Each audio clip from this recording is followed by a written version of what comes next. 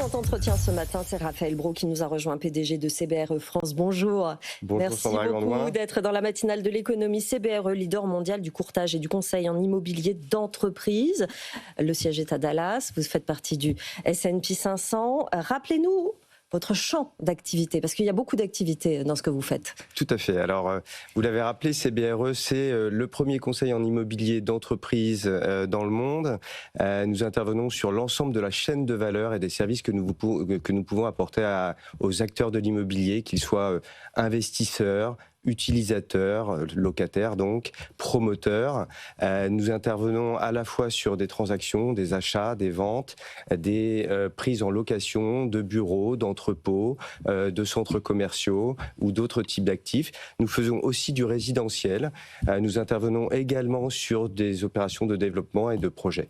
Donc vous êtes un baromètre, un bon baromètre de l'économie évidemment et des phases qui succèdent. Vous avez présenté vos résultats en février, un chiffre d'affaires annuel 2025 de l'ensemble du groupe à 40 milliards, en hausse de 13%. Quelles sont les activités qui ont porté ces chiffres sur l'année 2025 précisément? Alors, l'activité de conseil, encore une fois, de transaction, investissement, vente, l'activité locative évidemment, l'activité, encore une fois, je le disais, de gestion de projet, très importante, et puis on aura peut-être l'occasion d'y revenir, l'activité liée à tout ce qui est le développement, notamment des data centers, qui représentait 3% de notre chiffre d'affaires en 2021 et qui représente 15% en 2025. C'est quoi précisément votre activité avec les data centers justement? Vous intervenez où? Alors, on intervient sur, là aussi, un peu l'ensemble de la chaîne de valeur. Ça peut commencer par l'idée de trouver un terrain qui soit viabilisable et qui permette d'accueillir ce type d'infrastructures qui sont très énergivores, qui nécessitent aussi des circuits de refroidissement et de la connexion à la fibre optique. Ça peut consister à aller chercher des utilisateurs qui vont chercher effectivement à occuper ces mètres carrés pour pouvoir y installer leurs équipements, soit l'entraînement d'ordinateurs à très haute performance, de supercalculateurs, soit des équipements de type cloud. Et donc récemment, par exemple, à Londres ou à Paris, on a installé un très gros opérateur sur des gros sites, un à Clichy et puis un près de Londres. C'est intéressant ce que vous dites parce que là on est en Europe. J'ai lu que les activités liées au data center devaient ajouter 2 milliards au chiffre d'affaires de l'entreprise dans l'année 2026. J'avais imaginé que c'était plutôt aux États-Unis, mais non, c'est sur l'ensemble de vos sites? Alors, c'est globalement l'Europe a eu toute sa carte à jouer sur le sujet des data centers, évidemment. D'abord parce qu'elle offre un cadre réglementaire très sécurisant pour tout ce qui est gestion de la donnée, ce cadre dit RGPD. Ça, c'est très important. Ensuite, parce que nous bénéficions en Europe, nous avons la chance d'avoir une énergie abondante et relativement, je dirais, peu cher.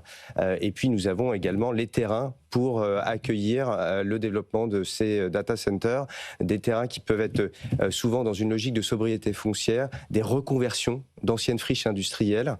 C'est ainsi que CBRE, par exemple, a accompagné un opérateur qui s'appelle Logistic Capital Partners pour reconvertir un site d'IBM et en faire un data center. C'est peut-être d'ailleurs un chiffre qui va devoir être augmenté dans vos prévisions, parce qu'avec ce qui se passe là, l'énergie va devenir vraiment très très importante pour les entreprises. Elles vont peut-être changer leur stratégie. On va se pencher un petit peu sur le marché français. Quelles sont les spécificités du marché français en ce moment, avec l'année qui vient de se terminer et ce qui commence là? Et je disais tout à l'heure que vous étiez un baromètre. Est-ce que vous arrivez à prendre un peu le pouls des entreprises clientes en ce moment, dans cette période? Bien sûr.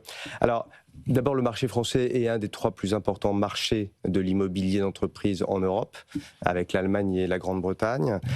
Et effectivement, on a la chance, en intervenant auprès de nombreux acteurs chez CBRE, voilà, de pouvoir mieux cerner ce que sont les nouvelles tendances, les attentes de ces acteurs. Et en l'occurrence, ce qu'on peut dire, c'est que 2026, on sent que c'est l'année du redémarrage de l'immobilier en Europe et en France. On l'a vu déjà amorcer ce redémarrage, cette reprise graduelle dès 2025, avec une augmentation des volumes d'investissement, donc d'immeubles échangés entre acheteurs et vendeurs de l'ordre de 10%. C'est 215 milliards à peu près en Europe de volume échangé, c'est 21 milliards en France. Mais également, on a le sentiment d'une reprise à venir de l'activité locative qui a été en deçà de nos attentes en 2025, mais qui aujourd'hui, dès 2026, devrait reprendre des grands utilisateurs qui vont rechercher des nouveaux locaux adaptés aux attentes de leurs collaborateurs pour rendre ces bureaux attractifs et quelque part contrebalancer l'effet télétravail qu'on a beaucoup connu depuis 2020 et qui est en train de revenir un petit peu à un point d'équilibre un peu différent. Oui, exactement. Le recul des entreprises sur le télétravail, certains disent carrément qu'on va revenir au total présentiel. Ça va changer la donne pour les entreprises. Alors, elles vont racheter des plus grands locaux, c'est ça qu'elles vont demander? Alors, c'est très différent selon les entreprises et toutes les entreprises ne vont pas forcément revenir au 100% présentiel. Mais ce qui est très vrai, c'est que 9 entreprises sur 10 veulent augmenter le retour en présentiel. 55% des entreprises veulent 3 jours ou plus en présentiel. Donc ça veut bien dire qu'il y aura un effet balancier du retour vers moins de télétravail et un peu plus de présentiel. Et comment ça se traduit concrètement économiquement pour ces utilisateurs, ces entreprises? C'est effectivement pour un certain nombre d'entre elles des recherches de locaux additionnels. C'est à peu près une entreprise sur 4 qui aujourd'hui est en recherche de surface additionnelle pour faire revenir ses collaborateurs au bureau et favoriser la culture d'entreprise et la formation.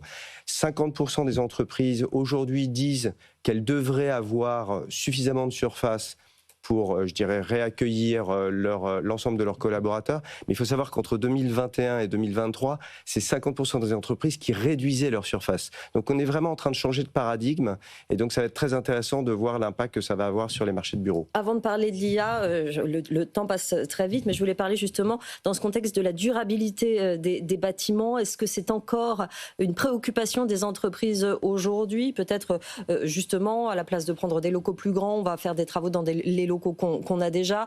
Est-ce que c'est encore dans leur esprit ça ou pas en ce moment? C'est absolument dans leur esprit, contrairement à ce qu'on pourrait imaginer vu ce qui se passe outre-Atlantique, où c'est un sujet qui est parfois un petit peu moins prégnant.